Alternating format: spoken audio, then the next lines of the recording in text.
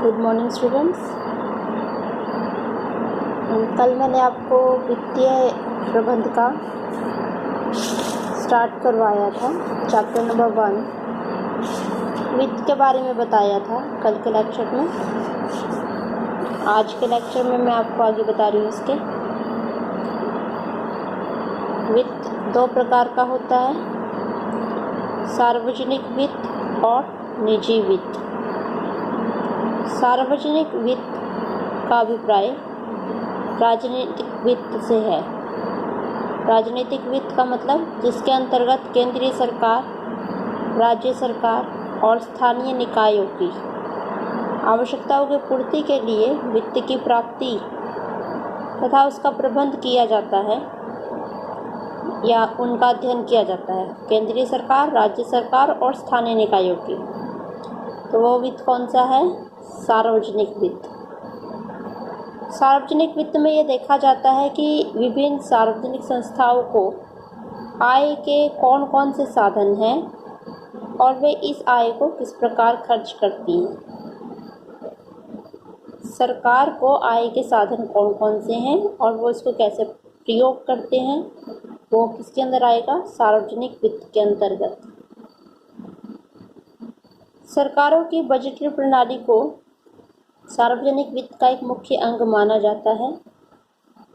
सार्वजनिक ऋण को भी इसके अंतर्गत शामिल करते हैं। तो इसके अंदर आपको ये लिख के आना है कि सरकारी संस्थाओं को वित्त कहाँ से प्राप्त होता है और इसको कैसे प्रयोग करते हैं, वो होगा सार्वजनिक वित्त।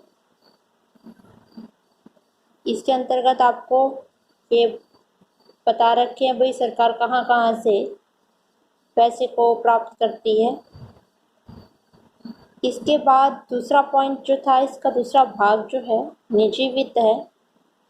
निजी वित्त, निजी वित्त क्या होता है?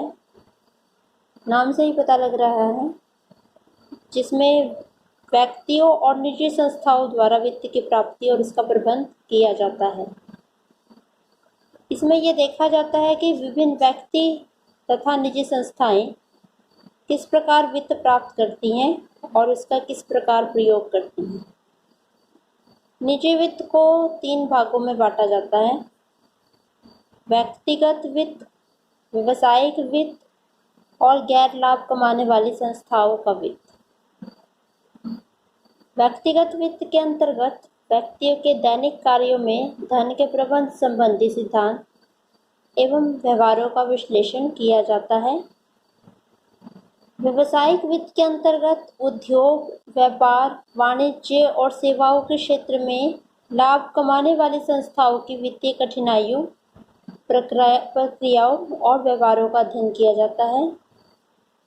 शैक्षणिक, दान संबंधी और अन्य धार्मिक संस्थाओं की वित्त संबंधी समस्याओं और व्यवहारों का अध्ययन गैर लाभ कमाने वाली संस्थाओं के वित्त के अंतर्गत किया जाता है।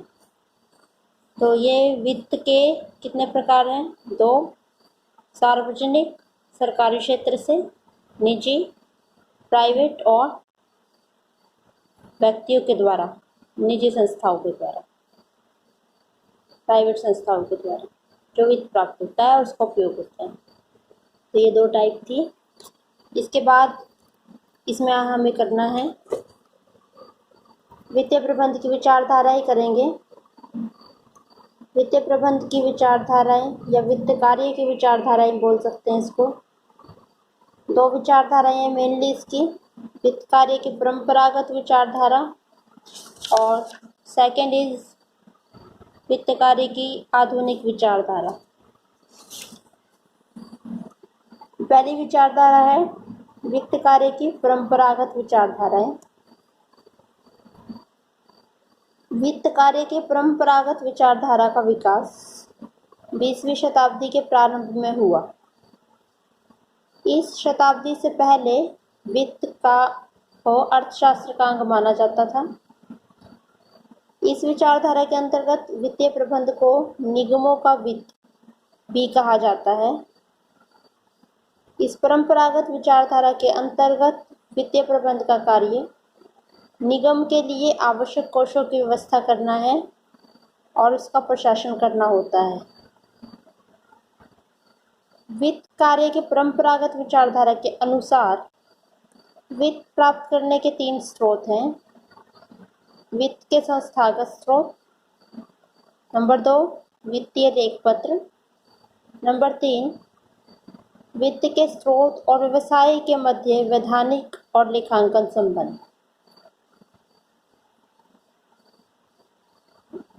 इस विचारधारा के अनुसार वित्त की आवश्यकता दैनिक कार्यों के लिए नहीं समझी जाती थी, बल्कि वित्त व्यवस्था का यह कार्य छिटपुट घटनाओं के समय ही प्रमुख माना जाता था। जैसे कि व्यवसाय का परिवर्तन, जब व्यवसाय बनता है, पुनर्संगठन के दौरान, एकीकरण के दौरान, संविलियन, जब 2 व्यवसाय आपस में मिल जाते हैं, तब जो वित्त की आवश्यकता होती थी उसको ही इसके अंदर शामिल करते थे। वित्तीय प्रबंधक का उद्देश्य आंतरिक वित्तीय प्रबंध ना होकर पूंजी लगाने वाले बाहरी व्यक्ति और वित्तीय प्रबंध संस्थाओं के साथ संपर्क करना था। तो ये परंपरागत विचारधारा थी। परंपरागत विचारधारा में ये केवल प्रवर्तन के समय या पुनर्संगठन, एकीकरण के समय ही वित्त की जरूरत या वित्त के प्रबंध को आवश्यक माना जाता था। इसमें जो प्रबंधक था, वित्तीय प्रबंधक, वो इस बात के लिए उत्तरदायी नहीं था कि कोषों का उपयोग हो रहा है कुशल तरीके से या फिर नहीं हो रहा है। तो ये वित्त की परंपरागत पुरानी विचारधारा थी, जो संकुचित है। पुरानी विचारधारा जो है आधुनिक के अपेक्षा, इसमें कुछ सीमाएं थी पारंपरिक विचारधारा की। ये एक पक्षीय विचारधारा है, जैसा कि आपको मैं पहले ही बता ही रही हूँ। इसमें केवल स्रोतों का पता लगता है कि वित्त कहाँ से प्राप्त हो सकता है, उसका उपयोग की तरफ ध्यान नहीं दिया जाता था। कुशल उपयोग की उपेक्षा करती है ये विचारधारा। निगमों की वित्तीय समस्याओं पर अधिक ध्यान दिया जाता है इसके अंदर। परंपरागत विचारधारा के अंतर्गत वित्त व्यवस्था संबंधी समस्याओं पर तो विचार करती है, परंतु गैर निर्गमित उपक्रम जैसे एकाकी और साझेदारी व्यवसायों की वित्तीय समस्याओं पर ध्यान नहीं दिया जाता इसमें। तीसरा है छिटपुट घटनाओं का अधिक महत्व। छिटपुट घटनाएं जैसे कि परिवर्तन के समय वित्त की जरूरत है, एकीकरण के समय वित्त की जरूरत है, उन पर ध्यान दिया जाता है, जबकि दैनिक वित्तीय समस्याओं में की ओर कोई ध्यान नहीं दिया जाता। इसमें दीर्घकालीन वित्त पर अधिक ध्यान दिया जाता है इस विचारधारा के अंतर्गत। अल्पकालीन वित्त और मध्यकालीन वित्त की आवश्यकताओं पर अधिक ध्यान नहीं दिया जाता है। तो यह है वित्त की परंपरागत विचारधारा और इसकी समस्याएं।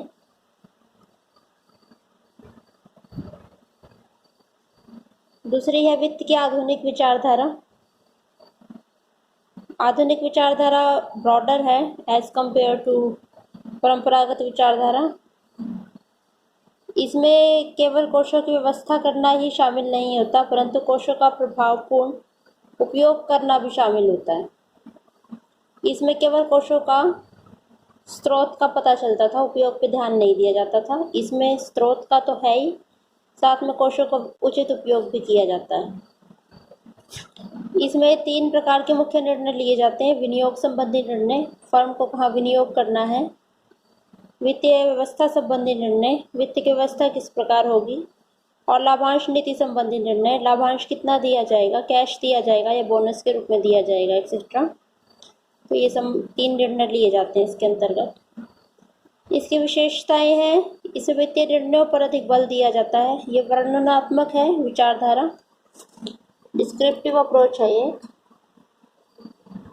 वित्तीय प्रबंध करना व्यवसायिक प्रबंध का प्रमुख अंग है। इस विचारधारा के अनुसार वित्त का प्रबंध करना मैनेजमेंट का एक मुख्य काम है। कहाँ से वित्त प्राप्त होता है और उसको कैसे उपयोग करना है, वो इसके अंतर्गत आएगा। निरंतर कार्य, वित्त का कार्य एक पर्टिकुलर टाइम पीरियड पे नहीं बल्कि सारे साल चलने वाला कार्य होता है। निरंतर कॉन्टिन्यूस फंक्शन है ये।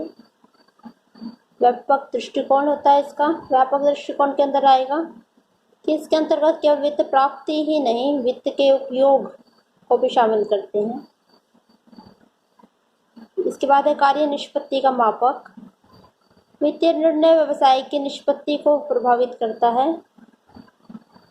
यानी कि अगर व्यवसाय की निष्पत्ति अच्छी समझी जाएगी तो वित्तीय निर्णय से फर्म के मूल्य में वृद्धि होगी, और अगर अच्छी नहीं होगी निष्पत्ति मीन्स परफॉर्मेंस, फर्म की परफॉर्मेंस, तो वित्त भी कम प्राप्त होएगा। तो ये आधुनिक विचारधारा थी जो कि अधिक व्यापक है एज कम्पेयर टू संकुचित विचारधारा। ये याद करना आपको, वित्त की विचारधाराएं और कितने प्रकार का होता है वित्त।